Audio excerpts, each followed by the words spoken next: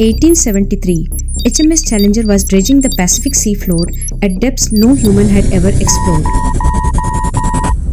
The crew pulled up samples of ancient sediment, cataloging strange formations and fossils from a world lost to time.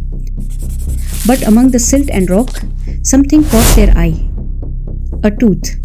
Massive, serrated, triangular. At first, they thought it might be from a great white shark, but when they measured it, their assumptions shattered. This tooth was nearly 7 inches long, more than triple the size of the largest great white tooth ever found. The scientists aboard were stunned. If this tooth belonged to a shark, and if sharks scaled the way modern species did, then, somewhere in Earth's past, swam a predator so enormous, so impossibly large, that it redefined what the ocean could produce. They named it Megalodon, the giant tooth. But that name, clinical and Latin, doesn't capture the reality of what this animal was. Because Megalodon wasn't just a big shark.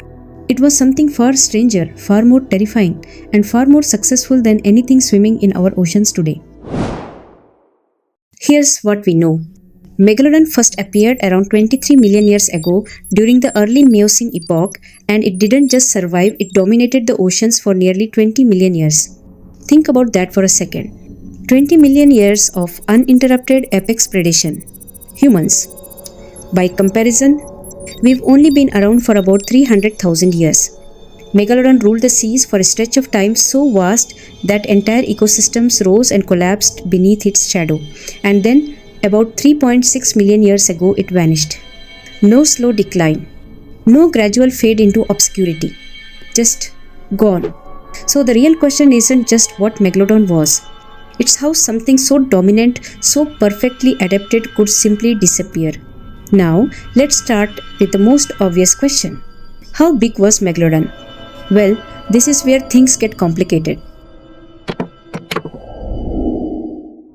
Unlike dinosaurs or mammals, sharks don't have bones. Their skeletons are made of cartilage, and cartilage doesn't last long after death. It breaks down fast. So we don't have complete Megalodon skeletons. What we do have are teeth, thousands of them, found in nearly every ocean basin on Earth. And from those teeth alone, scientists have had to reverse engineer one of the most terrifying predators in history. The most conservative estimates put Megalodon at around 50 feet long. That's already staggering, about 3 times the length of a modern great white. But some researchers, using different scaling models, think it may have grown even larger, 60 feet or more. At that size, Megalodon would have weighed somewhere between 50 and 100 tons. To put that into perspective, that's heavier than most dinosaurs, heavier than a blue whale's tongue. This wasn't just a shark. This was a living, breathing freight train of muscle moving silently through the ocean, hunting in all 3 dimensions. But here's where things get really interesting. Scientists don't just measure one tooth and call it a day, not even close. Over the years, they've developed surprisingly sophisticated ways to estimate Megalodon's true size. The main technique is all about comparison. Researchers look at modern sharks, especially great whites and makos, which are Megalodon's closest living relatives, and study the relationship between tooth size and body length. They measure everything: total tooth height, crown height, width, every detail. Then, using complex allometric equations, paleontologists work backward, extrapolating what the entire animal must have looked like. And it works with reasonable accuracy. But there's a catch. Not everyone agrees. Some researchers believe Megalodon wasn't built like modern sharks at all. Instead of being long and sleek, it may have been stockier, thicker, heavier, more robust built to support its absolutely massive weight. If that's true, then the same size tooth might not mean a longer shark. It might mean a shorter but much heavier animal. And here's the thing, Carl. Size alone doesn't tell the full story. What made Megalodon truly abnormal was its bite. A modern great white has a bite force of around 4,000 pounds per square inch. Terrifying? Absolutely. But Megalodon?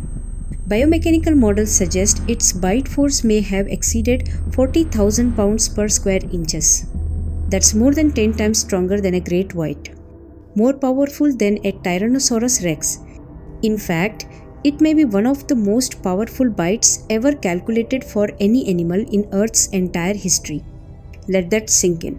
To put this in perspective, imagine the force it takes to crush a car. That's about what Megalodon could deliver with a single bite. And the fossil record backs that up. Whale bones tell the story: deep gouges, shattered fractures, and crushed skulls.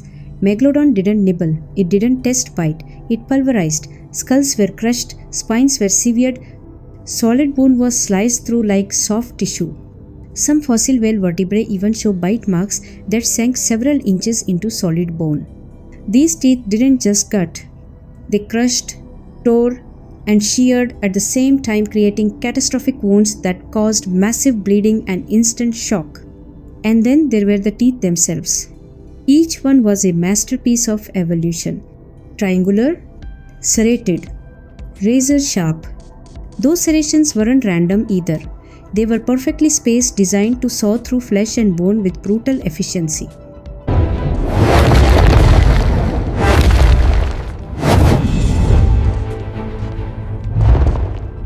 So, what did an animal this big actually eat? Megalodon wasn't a scavenger. Not even close. It was an active apex predator and it hunted accordingly. The fossil record tells the story. Whale bones marked with bite scars that perfectly match megalodon teeth. Seals, dolphins, large fish, sea turtles. If it moved in the open ocean, it was on the menu. But Megalodon had a favorite. Whales. Specifically, baleen whales, the giants of the Miocene seas. Now, these whales weren't quite as large as today's blue whales, but they were still enormous. Many reached 30 to 40 feet long, and they were everywhere. Nutrient-rich oceans meant booming whale populations.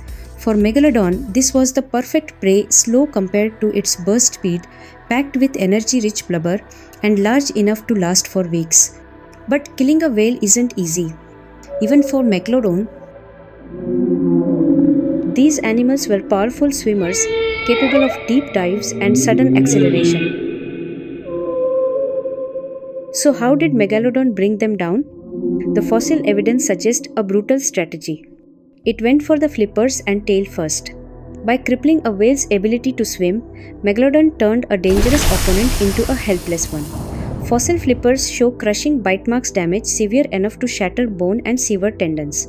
Once the whale was disabled, Megalodon circled. It waited, blood loss, exhaustion, and when the prey could no longer fight back, it was over. Megalodon fed slowly and methodically, consuming tons of flesh in a single sitting. And because whales are so energy dense, one successful hunt could fuel the shark for weeks, maybe even months. But Megalodon's biology makes things even stranger. Modern great whites are regional endotherms. They generate internal heat, keeping their muscles warmer than the surrounding water. That means faster reactions and more efficient hunting. Megalodon likely had the same adaptation, just scaled up. And that's the problem. At 60 feet long and weighing up to 80 tons, maintaining even partial endothermy would have required a staggering amount of energy. That means Megalodon had to eat constantly, potentially several tons of food per week during active hunting periods. So where did it hunt? Megalodon teeth have been found almost everywhere: coastal waters, open oceans, tropical zones, temperate seas. This wasn't a specialist tied to one environment. But there's a pattern. The highest concentration of fossils comes from shallow coastal nursery areas, warm, protected waters where young megalodons grew up safe from larger predators, including adults. Yes, Megalodon likely practiced cannibalism. Juveniles stayed in nurseries, feeding on fish, rays, and small marine mammals until they were large enough to survive offshore. But even there, larger juveniles preyed on smaller ones. It was brutal, but effective. Only the strongest survived. This behavior still exists in modern sharks today. For Megalodon, it was simply scaled up to monstrous proportions. And those survivors became the apex predators of the Miocene seas. Now here's the bigger picture. Megalodon didn't just live in the ecosystem, it reshaped it. Whales evolved to become faster and more agile. Some developed thicker bones and heavier blubber. Seals became better divers. Other sharks avoided Megalodon's territory or specialized in different prey. This is what scientists call a keystone predator, an animal whose influence far outweighs its numbers. But dominance comes with a cost. Apex predators are fragile. When ecosystems shift, when prey declines or climate changes, they are the first to suffer. Their biology is optimized for one thing, hunting large prey. And for Megalodon, everything changed at once. Around 5 million years ago, Earth began to cool. Ice caps formed. Ocean currents shifted. The Isthmus of Panama rose, separating the Atlantic and Pacific and reshaping global circulation. And the whales moved.